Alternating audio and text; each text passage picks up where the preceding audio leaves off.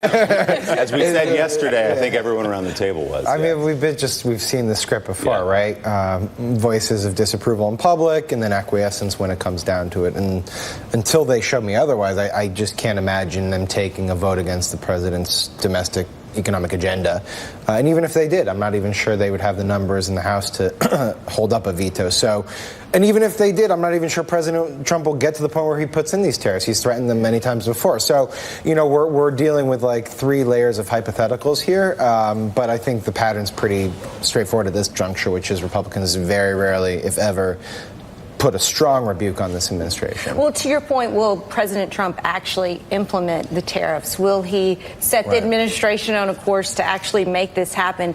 It kind of reminds me of John Brennan's security clearance and how there was so much hoopla over it, and then the staff never followed through on the bureaucratic steps necessary to actually rescind the clearance. So he loves to make these threats that send everyone into turmoil, but then behind the scenes, his own staff... And it doesn't even matter if anything happens. He'll just manufacture something that Mexico said to him in some private phone conversation to say, you know what, they gave in and they're doing X, Y, and Z, therefore I don't need to put these tariffs in place. So, you know, it's hard to get really passionate and worked up about something that it seems pretty clear. Well, not pretty clear, but well, when guacamole and beer prices skyrocket, yeah, that's true. It's going to be a crisis. Well, and it's not just guacamole and beer, Tom. Toyota came out and told its dealers yesterday that it was going to cost suppliers, if these tariffs are implemented in Mexico, cost suppliers $1 billion.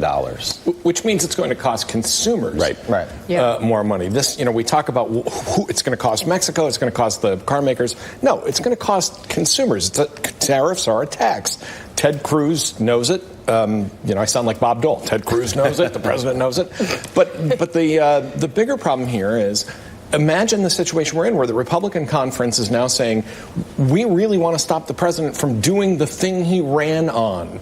All right. Right? I mean, in theory, this is what he promised his voters he would do, and when he was running for president and said, I'm going to start two things on that. One is the real issue here is not the tariffs, right? It's the immigration flow into the country. And what the president actually promised was that he'd build a wall and Mexico would pay for it, and that would cause, solve everything. All our problems. Now, the other thing that just doesn't get mentioned in any of this conversation is that punitive tariffs like this on Mexico actually will make the immigration problem much worse. We will be causing economic devastation in Mexico, and people would flee up to America. So what he's trying to do is solve a problem and just going to make it worse. Doesn't seem to make much sense. He has a very personalized view of politics. If I can make things hurt, the guy I'm dealing with will give in. Yeah. And politics, it shows you that 2.5 years in, the president just doesn't understand how politics works. It seems to be a classic situation of how this president likes to negotiate. Just make threats, find the thing that he knows people will respond to,